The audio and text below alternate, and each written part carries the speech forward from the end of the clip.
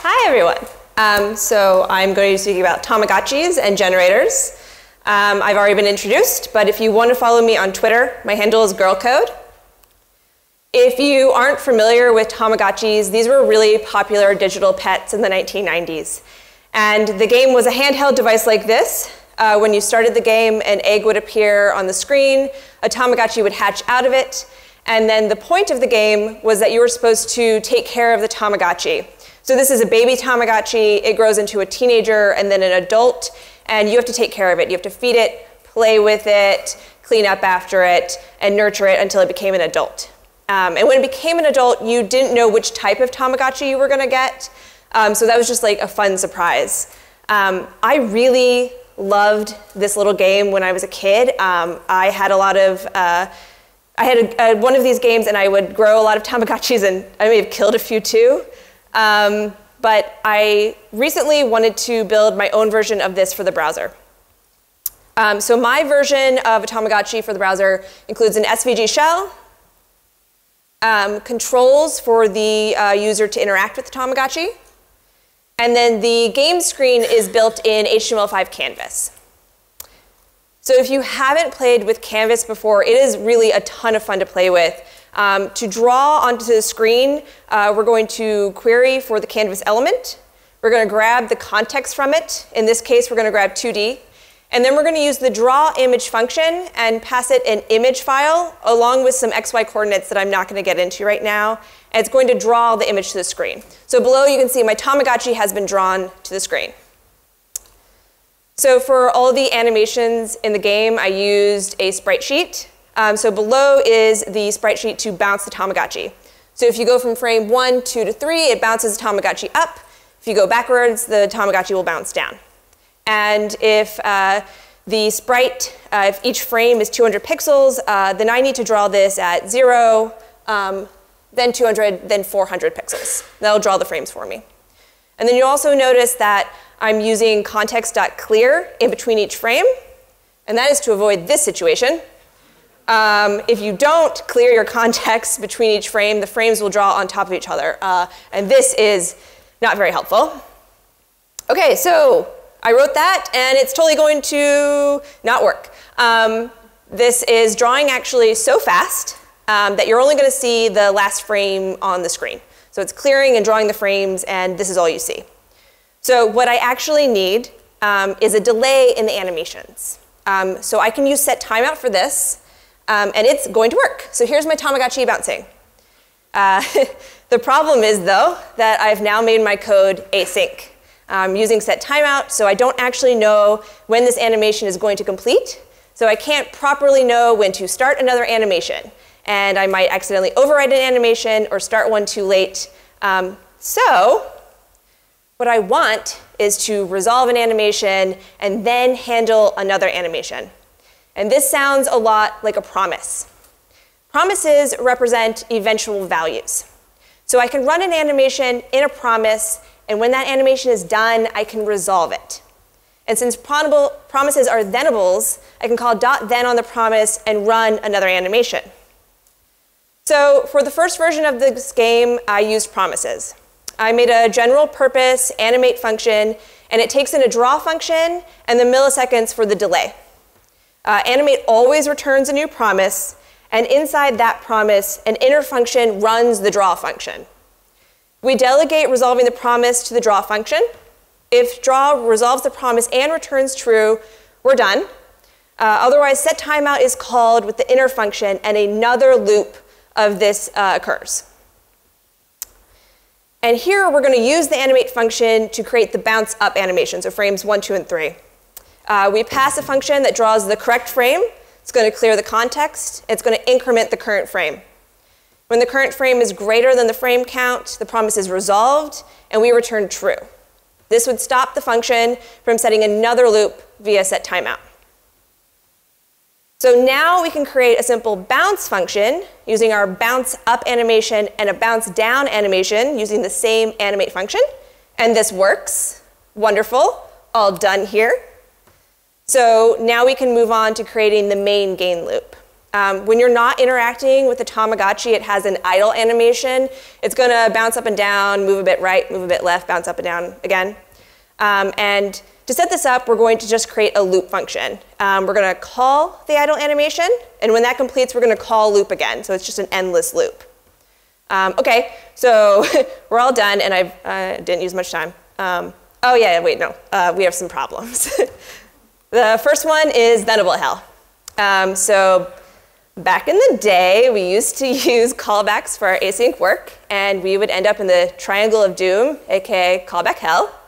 And it was pretty terrible, but I noticed when making this game that promises didn't really alleviate that. You're still in hell. It's just a different looking hell. So this side is promises how they might actually be used in this game. Like I might need to feed in information to an animation to tell it like how long to run or how many times to bounce.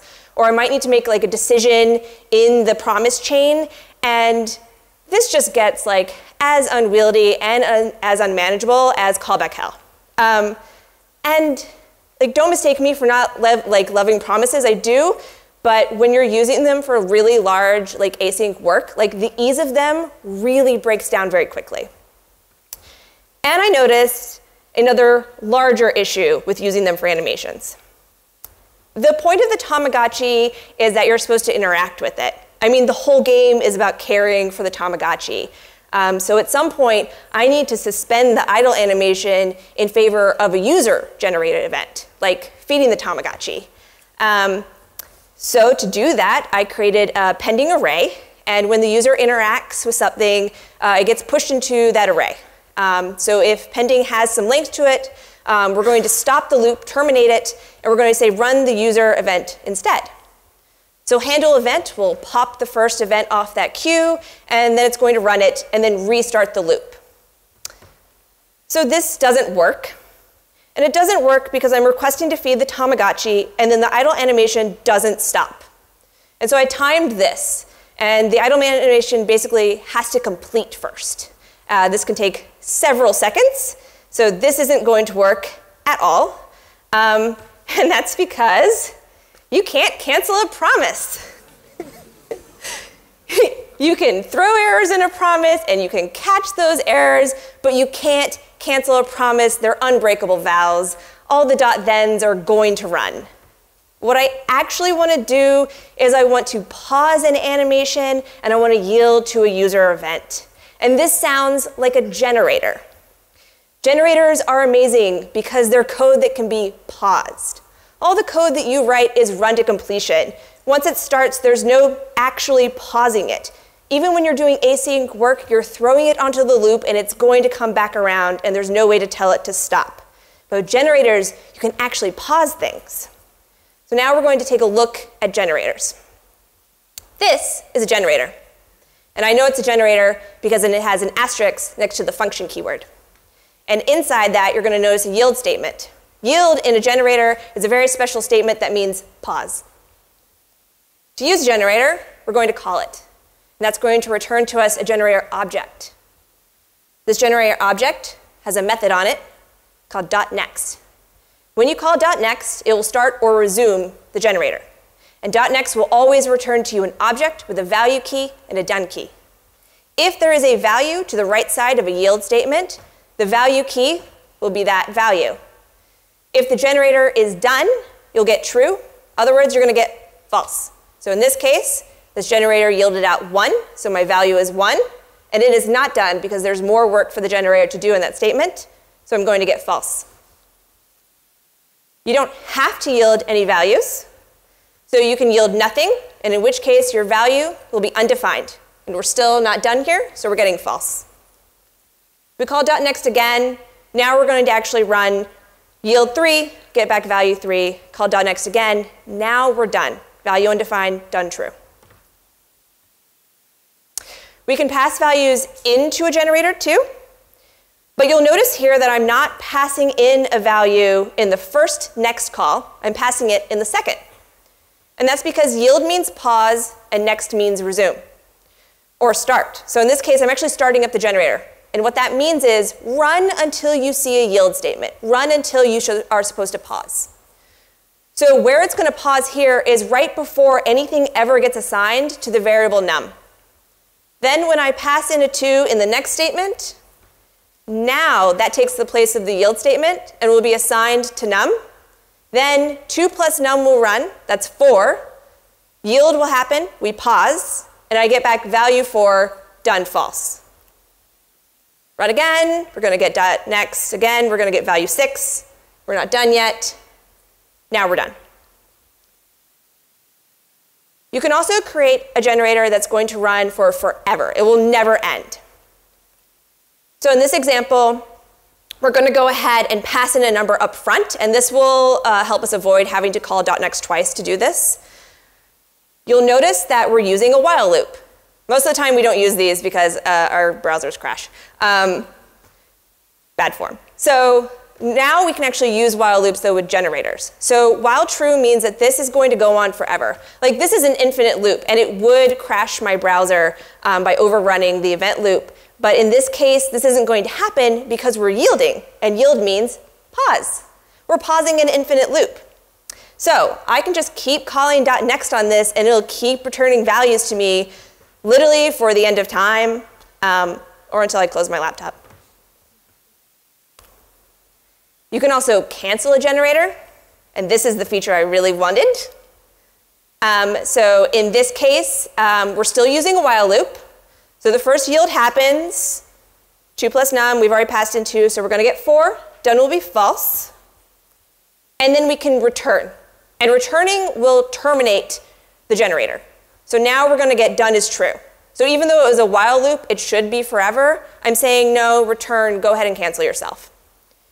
You have another option for canceling a generator, and that's using .return. So you can cancel a generator from outside itself as well. So in this case, calling .next, value 4, done false. Now I'm going to get done true because I'm using .return. So that's going to early terminate from outside of the generator.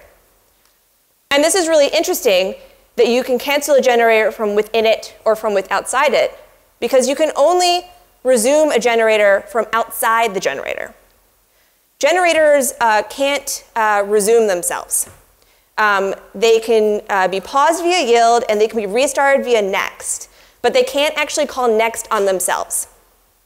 And when I was starting to convert my game into generators from promises, this is something I kind of struggled with, because I didn't know who runs the generators. If control happens outside of the generators, then something needs to be pulling the strings. And so, what is that? It's coroutines. Coroutines are so awesome, and this is actually how I learned about them. I wouldn't have known about them otherwise. They are a general control structure whereby control flow is cooperatively passed between 2 different routines. And I like to think of them as cooperative partners. Because the generator can't resume itself, it needs a cooperative partner to help out. This is an example of a basic coroutine function. So it's going to take in a generator, and it's going to call it, which will return the generator object. And then the inner function, next response, calls the generator's next method. So it either gets it started or it resumes it. So in this case, it's starting the generator. And this will run the generator until it encounters a yield statement. At this time, the generator will return the object with the value key and the done key. Next response is going to evaluate whether the generator is done, and if not, calls itself with the value from the generator's response. This loop is going to continue until the generator is done. So the coroutine is the cooperative partner to the generator. The coroutine passes control to the generator, and when the generator pauses, control is yielded back to the coroutine. And these 2 functions cooperatively pass control until completion. So now I can rewrite the bounce up animation as a generator, and I'm going to use a coroutine to run it. But this code suffers from the same problem that I had before, because I'm just yielding context.drawImage. So it's still doing just drawing the frame so quickly that you only get the last part. Even though I'm using generators, I still need promises.